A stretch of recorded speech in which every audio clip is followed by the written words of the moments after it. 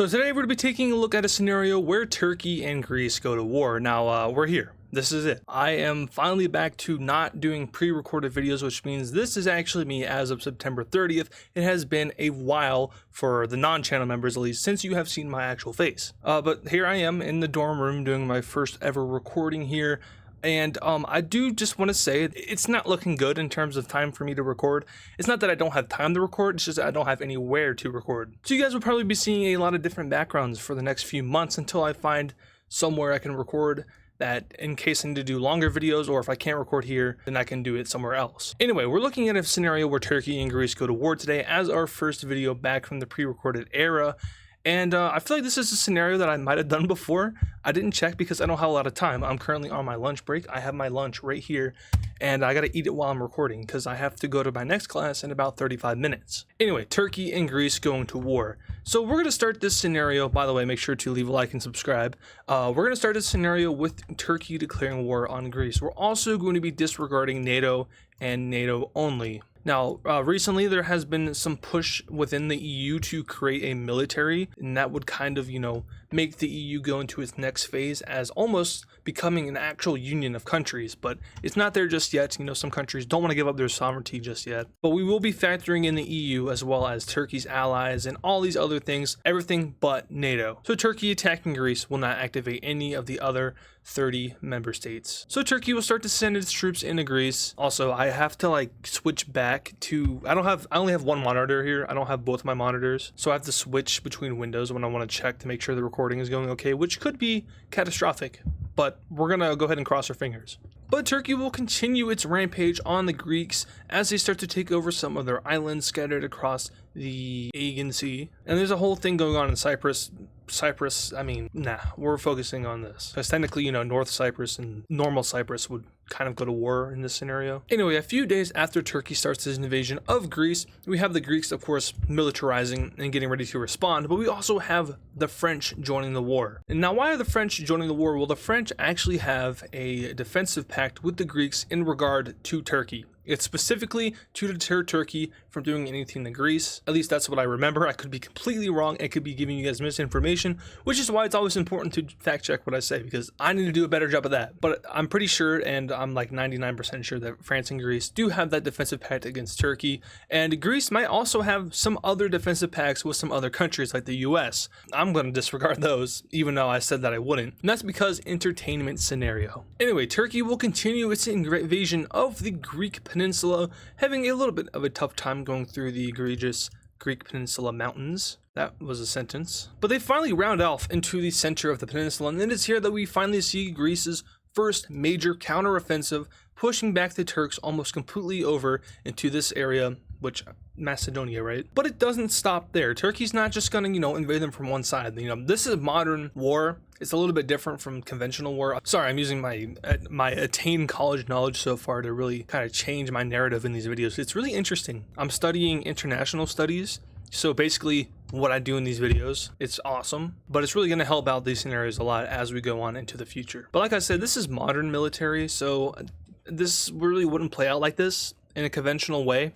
There'd be a lot of missiles, a lot of blowing up of things. I don't really cover that kind of stuff in these videos, but do know that these guys are probably bombarding each other to hell and back. And we're lucky that it's not a superpower, because otherwise it would be nuclear bombardment between each other. Anyway, Crete will be invaded by Turkey. Now, Crete is a very mountainous peninsula in the Mediterranean Sea. Realistically, you're not going to be able to conventionally invade it, just like I just highlighted, but for the sake of pacing in this video, we're going to go ahead and have that happen. Now, the Turks will continue to invade the Greek peninsula, now making a landing near Athens and threatening their capital. However, the Greeks, now with the help of the French, who just arrived on the Greek peninsula, will start to push back the Turks tremendously, going ahead and getting rid of that landing they just made, and also pushing them back up here in the Greek panhandle. It has been a month since I've recorded a video. However, my inability to speak English has remained the same. Alright, so at this point in the war, Turkey definitely is winning. They have the foothold on the Greek islands, and they also have a pretty good momentum swing over here in the Greek peninsula. But Turkey versus Greece and France probably wouldn't And how would that end? That's a great question. I actually don't know. I know Turkey and France are similar in strength, and then you throw in Greece. So I'd have to give the advantage to the blue team here. So eventually, Turkey would get pushed back. I'm sure the international community is also commending Turkey for invading Greece. But Turkey's going to need some allies, and they're going to go ahead and they're going to get a kind of surprising country on their side. They're going to go ahead and get North Macedonia on their side. Now, why did North Macedonia join the war? This makes no sense. They do have beef with Greece, but like realistically, North Macedonia is not a very powerful nation. And honestly, they wouldn't even be able to do that. So let me just erase that and redo it. But North Macedonia joins the war in hopes of claiming the Macedon area in Greece, which more or less is possible. That only is if they achieve victory, and Turkey knows that North Macedonia is not enough, so they're also going to go ahead and get some other allies in this war, such as Azerbaijan. Now, Azerbaijan joins this war. Armenia is going to stay out of it because Armenia is a mess right now, and I don't think they would be able to handle a war. Now, Azerbaijan is,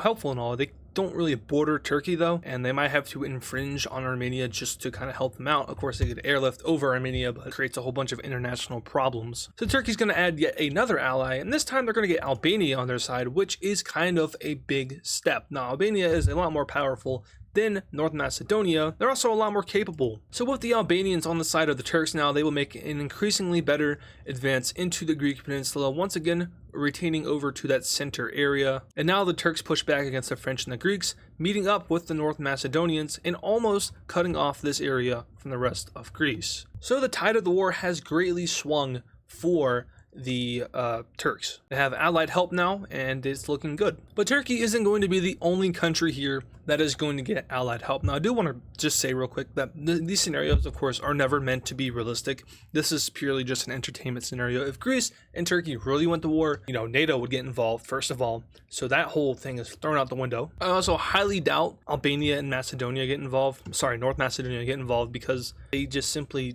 don't see any purpose or real benefit in joining the war.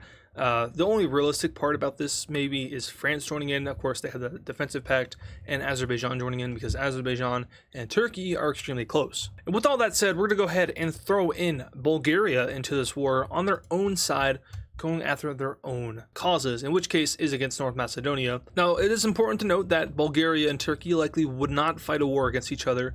However, Bulgaria and North Macedonia likely would. So Bulgaria is going to declare war on North Macedonia, while also stating that, hey, we're not on the same side as the Turks. We're doing this within our own self-interest. So France, please do not declare war on us, because that would not be good. So France isn't going to declare war on them, and instead, not France, Turkey. So Turkey's not going to declare war on them, and instead, Bulgaria will go ahead and just take out North Macedonia with extreme ease. Like I said, they're not a very strong country, and the only reason they were able to get a foothold in Greece is because Greece is fighting a two-front war. So with North Macedonia taken out of the war, this will greatly help the blue team, and Turkey is kind of pissed off about it, which is understandable. They just got disconnected from their ally, but once again, Bulgaria was doing that within their own self-interest. Greece pushes back, and now the war is once again looking a little even. However, there is one worrisome factor in this war, and that is Albania militarizing the border with Kosovo. Of course, Kosovo is a nation state. The only issue with Kosovo is that it doesn't really get the external legitimacy that it needs to be recognized, which, it's not a member of the UN, so not a lot of countries recognize it. But however, one country that does recognize it is Albania. But Albania will go ahead and kind of annex Kosovo, and of course, there's going to be an issue with that. Serbia, of course, claims over Kosovo, so Serbia will get drawn into this war whether they like it or not, and I'm pretty sure they like it, because they do have the beef with the Albanians. This whole region has beef with each other. So Albania will start to invade into Kosovo, which is, Albania kind of expected this to happen, but they're going to go ahead and cry victim. And unfortunately for them, no one is going to come to their aid. So Turkey is, they're out of luck. The Greeks and the Serbs will work together to get rid of Albania and take them out of the war, meaning that once again, Turkey is fighting alone against France and Greece, and now even Serbia, although realistically, I do think that Serbia probably leaves this war. And with that, they would probably annex Kosovo and officially, make their claim legitimate, because it's not a legitimate claim in real life. Kosovo is a fully operational country on its own. It just once again doesn't have that external legitimacy from the international community, aka the UN. If I use new fancy words and expressions and phrases, do let me know in the comments. I will explain them in the comments. Anyway, back to the war between Greece and France. It is good. Greece and Turkey. I don't know why I keep getting France and Turkey mixed up. They're not even near each other. They don't even look like each other. So what's going to happen here is it's going to be very AdizzPro. Turkey will make a few more advances in the Greek territory, and they will do their best to suppress the Greek armies as well as the French armies. However, once again, the blue team combined together is stronger than the red team combined together, in my personal opinion. Now, of course, realistically, if this scenario played out, who knows what happens? You know, maybe France nukes Turkey. I highly doubt they would do that, but it's definitely possible. You know, France is a great power. Turkey is not. That's kind of like, I guess, the line that I can draw between the two and why I give the slight advantage to France. Also, Greece is a lot stronger than Azerbaijan. So when we're scaling like the matchups, you know, France versus Turkey, France wins, and Greece versus Azerbaijan, Greece wins. I think it's kind of fair to say that the blue team is probably stronger than the red team in this very case. Now, if more countries joined in, of course, totally different scenario, but as of now, this 2v2 is in favor of the blue team, which is why over time we are going to see the Greeks push back the Turks all the way back to their border. We see the reclaiming of Greek islands by the French Navy along with the Greek Navy, but France is probably doing most of the heavy lifting here. And eventually, we might even see the Greeks and the French go into Thrace, which is the Turkish territory in Europe. I don't think they do though, and I think they instead try to peace out. There's a lot more ways to win wars than just taking land. That's something that I never have addressed in these videos before, and it's something that I'm going to address now. So if you blow up all of Turkey's ports and, you know, get rid of their navy by doing that, you also blow up all their airfields, some of their military bases. Turkey's going to have to surrender because they can't fight back. And that's what happens here. France and Greece are going to go ahead and do their best United States impression and bomb Turkey into oblivion. Now, that's not to say that Turkey wouldn't bomb them back. Of course they would. But we're looking at a regional conflict here between Greece and Turkey. France is an external source. They are outside of the region, so I don't think Turkey is going to make bombing runs on France. They would bomb the hell out of Greece. Greece is flattened, and so is Turkey. But in this case, because France is so far away and so strong, and they're coming in from, you know, a foreign presence, Turkey's going to go ahead and surrender over to the Greek side. Now, surrendering doesn't mean that they necessarily lost the war, it just means that they want to get out of the war. So let's go ahead and take a look at a peace treaty between these two sides. Oh, and also Bulgaria, we have to factor them in too. Oh yeah, and Serbia and Kosovo. All right, and in this peace treaty here, we have absolutely nothing changing. Welcome to the modern day world. Of course, if we want to go old school AdizzPro, which I guess retro AdizzPro, which is, you know, just for this video, I'm going to be like kind of being a little bit more realistic than usual because I want to flex my increased knowledge that I've gained in the last month. But old me, or I guess me in any other scenario, would have been like this. Greece takes a little bit of land from Turkey. Maybe they take a little bit of land over here too and control the entrance into this important body of water, which I forgot, but I need to know it. However, modernly in the international community, I don't think that land exchange would take place outside of Serbia and Bulgaria. These are two separate things that we're going to cover here in a second. But between France, Greece, Turkey, and Azerbaijan, no land changes take place. Maybe there's the relinquishing. Maybe there's the relinquishing. Did I say that right? Turkey is basically going to give up their claims over Greek islands in the Aegean Sea.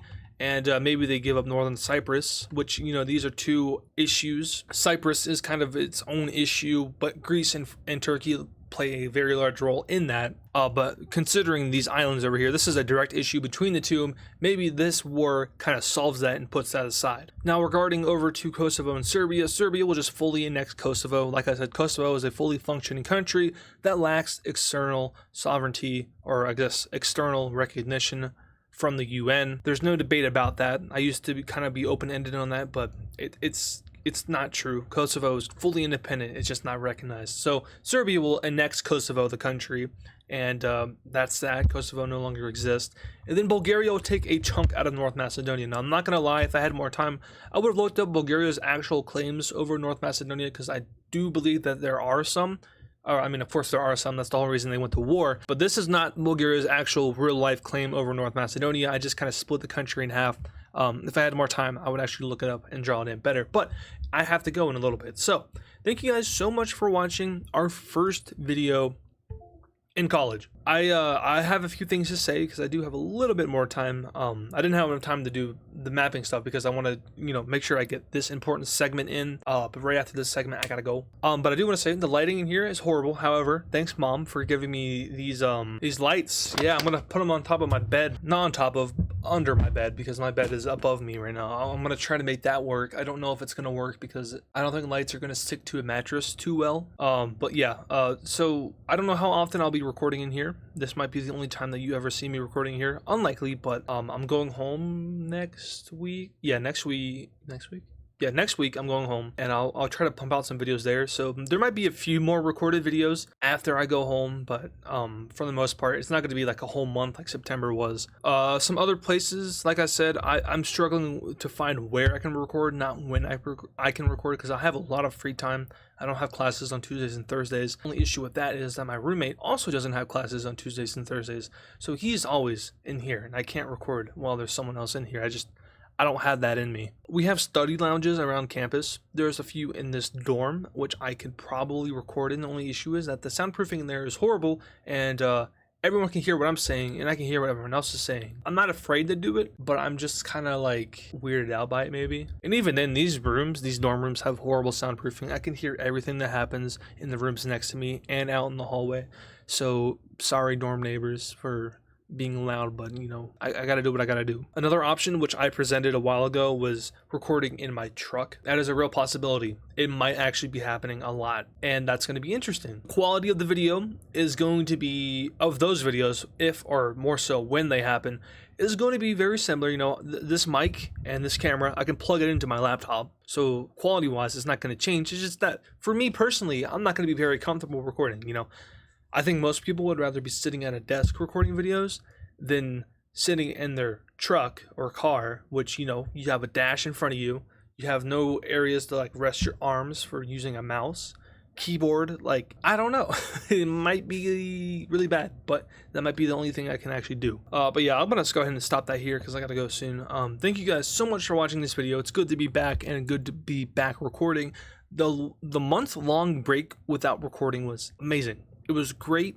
I didn't have to worry about recording. I had to worry about editing, but editing is a fairly quick process sometimes, and it can take like a minimum of a portion of your day. And like I said, I don't have classes Tuesdays and Thursdays, so that's the perfect time for me to edit. So I haven't had an issue with that. Recording is a whole nother thing, but the break has been nice. And I have been active on the channel, of course. You know, I interacted with the comments. The members got a lot of cool stuff, so if you want to become a member, do it, because members are actually getting exclusive stuff now. I'm fulfilling my promises. Anyway, once again, thank you guys so much for watching. If you enjoyed, make sure to show some support by leaving a like, subscribing, leaving a comment, and I'll see you guys in the next video.